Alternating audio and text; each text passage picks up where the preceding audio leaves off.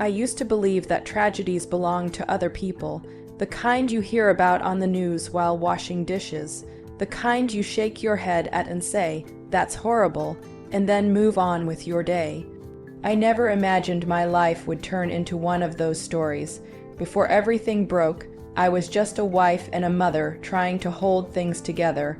I was 32, married for 8 years. Our child was 6, old enough to ask questions, young enough to still believe we had all the answers. From the outside, we looked normal, a small house in a quiet neighborhood, 2 cars in the driveway, weekend grocery runs, school mornings that felt rushed no matter how early we woke up. People don't talk enough about how pressure builds quietly. It doesn't announce itself. It doesn't kick the door down. It settles in slowly unpaid bills, long work hours, unspoken resentment, exhaustion that sleep doesn't fix. My husband worked a lot. He carried stress like it was part of his identity.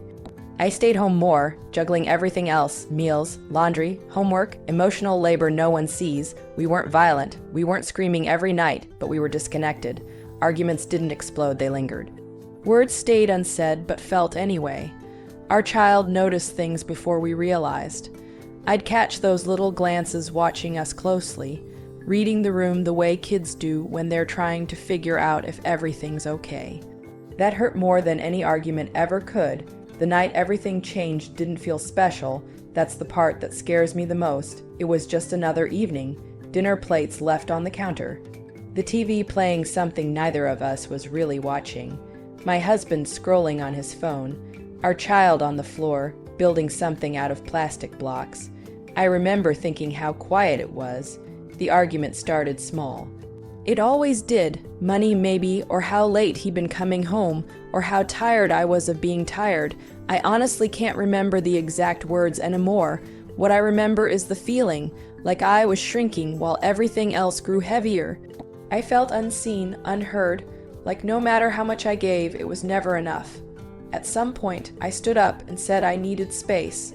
I walked to the bedroom and closed the door behind me. I sat on the edge of the bed, elbows on my knees, head in my hands. I told myself to breathe, that I was overreacting, that this was normal, that marriages go through phases, but my heart wouldn't slow down. I felt afraid in a way I hadn't felt before, not of my husband, but of losing control. Of the situation, of myself. That's when I made the first wrong decision. I reached for something that didn't belong in that moment. I didn't think of it as a weapon. I didn't think of it as danger. I told myself it was protection. A precaution, a way to feel steady again. That's how fear lies to you. When I walked back into the living room, everything felt off, like the air had changed. My husband looked up, confused more than angry. Our child stood up from the floor, sensing tension the way kids always do. I should have turned around right then. I should have put distance between myself and that moment, but fear doesn't think in should-haves. It reacts. My husband stood, hands open, trying to calm me down. I remember him saying my name. I remember my child stepping closer. Everything after that blurred together. There was movement, a sound. A moment where panic completely drowned out reason. I don't replay the instant itself anymore. I can't. What I replay is what followed, the silence, the kind of silence that feels unnatural, like the world holding its breath. I remember dropping to the floor without realizing I'd moved. My child was crying at first. That sound tore through me in a way I didn't know was possible. I kept saying, "No, no, no," like the word could undo what had happened. Then the crying stopped, time collapsed. I screamed for help until my throat burned. I called 911 with hands shaking so badly I nearly dropped the phone. I told the operator it was an accident, over and over. Like repeating it enough times would make it true in a way that mattered. She told me to stay on the line, told me help was coming. I remember looking around the room and thinking how ordinary everything still looked. The couch, the toys, the TV still on. How could the world look the same when my life had ended? When the police arrived, they moved fast but not frantically, professional, controlled. They separated me from the room. I didn't fight it, I didn't argue, I already knew nothing could be fixed. As I sat there, wrapped in a blanket I don't remember asking for, I realized something terrifying. The moment that destroyed my family didn't feel dramatic when it started. It felt normal, and that realization followed me into the back of the patrol car. The back seat of a patrol car feels smaller than you expect. I remember staring at the cage between me and the front seat, trying to understand how a normal night had turned into this. My hands were shaking, not from cold, but from shock. I kept rubbing my palms together like that might wake me up. I thought I was dreaming, but dreams don't smell like disinfectant. They don't hum with police radios. They don't make your chest hurt this way. At the station, time stopped meaning anything. Minutes stretched, hours collapsed. I wasn't sure which one was happening. An officer brought me water. Another asked me basic questions: my name, my age, if I understood where I was. I nodded to everything, even when I wasn't sure I did. They didn't yell, that surprised me. They were calm, professional, almost gentle, that made it worse. When they asked me to explain what happened, I told the truth. Not because I was brave, but because I was empty. I explained the argument, the fear, the decision I made that I can never take back. I kept saying the same thing. I didn't mean for this to happen. No one argued with me. No one comforted me either. Intent doesn't erase consequence. At some point, a different officer came in. His tone was firmer. He read something from a paper, charges, words I'd only ever heard on television. They didn't sound real when they were spoken out loud. I signed forms I barely read. I was fingerprinted, photographed, given clothes that didn't belong to me. When the cell door closed for the first time, the sound echoed longer than it should have. I sat on the bench and stared at the wall. My mind kept replaying the same thought on a loop. If I had waited, if I had walked away, if I had done anything different, court came faster than I expected.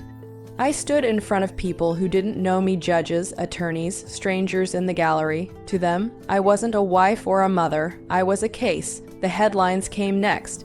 They stripped everything down to a sentence or two. No context, no history, just the outcome.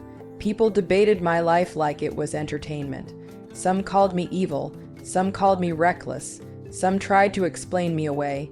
None of them had to live inside my head. I was advised not to read comments. I did anyway. That was my first real punishment. Eventually, I was transferred, processed, assigned a number. Prison doesn't hit you all at once. It sinks in slowly: the locked doors, the schedules, the constant noise mixed with constant silence. The way your name disappears and gets replaced by routine.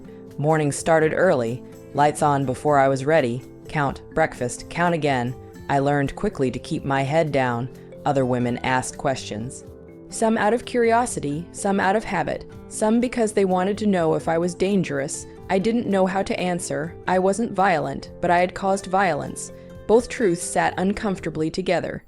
Nights were the hardest. The prison got quieter, but my mind didn't. I would lie on my bunk staring at the ceiling, replaying moments I couldn't change. I'd count breaths just to keep from spiraling. Therapy was mandatory. I resented it at first. Talking felt useless. Words couldn't undo anything, but over time something shifted.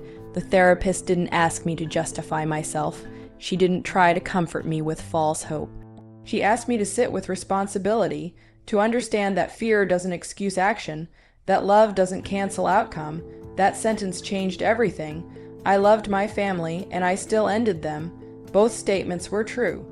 And learning to hold both without breaking was the hardest thing I've ever done. I stopped trying to label myself as either a monster or a victim. I was a human who made a catastrophic mistake, and that mistake followed me everywhere. I saw children on TV and had to look away.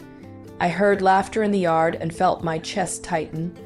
I avoided mirrors on bad days because I didn't recognize the woman looking back. Letters came eventually. Some hateful, some confused, some supportive in a way that made me uncomfortable. I didn't respond to most of them.